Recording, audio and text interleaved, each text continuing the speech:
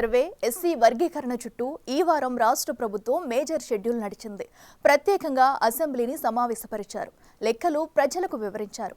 ఎన్నాళ్లుగానో ఎదురు చూస్తున్న ఎస్సీలకు రిజర్వేషన్లను ఖరారు చేశారు.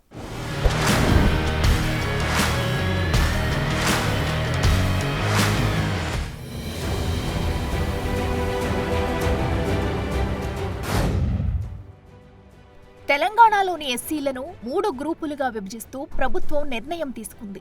షెడ్యూల్డ్ కులాల్లో సంఖ్యాపరంగా అధికంగా ఉన్న మాదిగ ఉపకులాలకు 9% రిజర్వేషన్లు ఖరారు చేసింది. మాల ఉపకులాలకు 5%, అత్యంత వెనుకబడిన బుడగజంగం తదితర కులాలకు 1% రిజర్వేషన్ను కేటాయించింది. ఈ మేరకు ఎస్సీ వర్గీకరణపై నియమించిన జస్టిస్ షమీం అఖ్తర్ ఏకసభ్య కమిషన్ నివేదికను తొలుత కేబినెట్లో, ఆ తర్వాత అసెంబ్లీలో ప్రవేశపెట్టి ఆమోదించింది.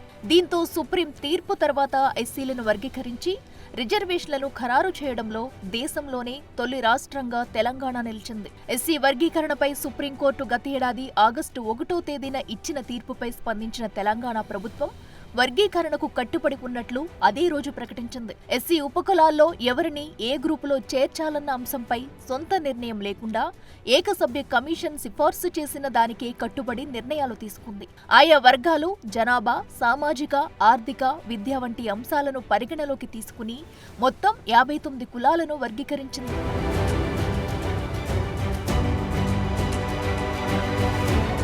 సామాజిక, ఆర్థిక, ఉపాధి, విద్య, రాజకీయ కులగణన సర్వే నివేదికను సీఎం రేవంత్ రెడ్డి ఈ నెల 4న అసెంబ్లీలో ప్రవేశపెట్టారు. ఆ సందర్భంగా నివేదికలోని అంశాలను సీఎం వివరించారు. సర్వేను ఎంత పగడ్బందీగా చేశామో సభ్యులకు వివరించారు. కర్ణాటక, బీహార్ సహా వివిధ రాష్ట్రాల్లో జరిగిన సర్వేలను స్టడీ చేశామన్నారు. సర్వే నిర్వహించే విధానాలపై వివిధ సంఘాలు, మేధావుల అభిప్రాయాలు తీసుకున్నామని, దాదాపు 50 రోజుల పాటు సర్వే చేశామన్నారు. గ్రామాల్లో 66.39 లక్షల కుటుంబాలు, పట్టణాల్లో 45.15 లక్షల కుటుంబాలు, ఓవరాల్గా రాష్ట్రంలో మొత్తంగా 1.12 కోట్ల కుటుంబాల వివరాలు సర్వే చేశారు. సర్వే ప్రకారం ఎస్సీలు 17.43%, బీసీలు 46.25%, ఎస్టీలు 10.45%, ముస్లిం మైనారిటీలు 12.56% మంది ఉన్నట్లు తేల్చారు. సో 1,00,000 మంది ఎన్యూమరేటర్స్, 76,000 మంది డేటా ఎంట్రీ ఆపరేటర్స్తో ఈ పని పూర్తి చేశారు. సర్వేకు 125 కోట్లు ఖర్చు చేశారు.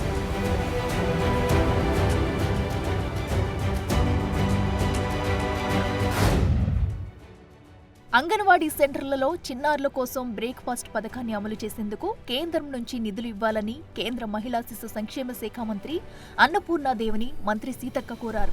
సోమవారం ఢిల్లీలో TG foods chairman, women child welfare కమిషనర్తో కలిసి మంత్రి సీతక్క కేంద్ర మంత్రిని కలిశారు. తెలంగాణలో అమలవుతున్న పథకాలతో పాటు అంగన్వాడీ చిన్నారులకు బ్రేక్ఫాస్ట్ అవసరాన్ని కేంద్ర మంత్రికి వివరించారు. ఐసీడీఎస్ ద్వారా మహిళలు, పిల్లలకు సంపూర్ణ పోషణను అమలు చేయడంలో తెలంగాణ ముందంజలో ఉందని కేంద్ర మంత్రి దృష్టికి సీతక్క తీసుకెళ్లారు. ప్రస్తుతం 3 నుంచి 6 ఏళ్ల వయసు ఉన్న 8.6 లక్షల మంది పిల్లలకు సప్లిమెంటరీ న్యూట్రిషన్ ప్రోగ్రాం ద్వారా పూర్తి వేడి భోజనంతో పాటు గుడ్డు, స్నాక్స్ అందిస్తున్నారు. కరోనా తర్వాత పలువురు చిన్నారులు పోషకాహార లోపంతో బాధపడుతున్నారని, వారి కోసం బ్రేక్ఫాస్ట్ స్కీమ్ను స్టార్ట్ చేయాలని రేవంత్ ప్రభుత్వం ఆలోచన చేసింది. ఈ స్కీమ్ వల్ల ప్రతిరోజు అదనపు పోషకాహారం అందించడం లక్ష్యం. ఈ స్కీమ్ ప్రతిపాదనను కేంద్ర మంత్రి అన్నపూర్ణాదేవి ప్రశంసించారు.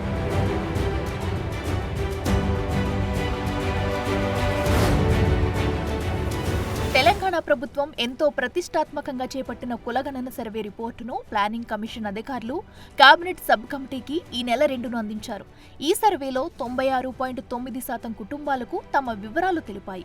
3.1% మంది సర్వేలో పాల్గొనలేదని కమిషన్ నివేదిక స్పష్టం చేసింది. మొత్తం 3.54 కోట్ల మందిని సర్వే చేసినట్లు చెప్పిన అధికారులు రాష్ట్రంలో 46.25% బీసీ జనాభా ఉన్నట్లు నిర్ధారించారు. వెనుకబడిన వర్గాలకు న్యాయం చేయాలన్నదే కాంగ్రెస్ ప్రభుత్వ ఆకాంక్ష అన్నారు మంత్రి ఉత్తమ్.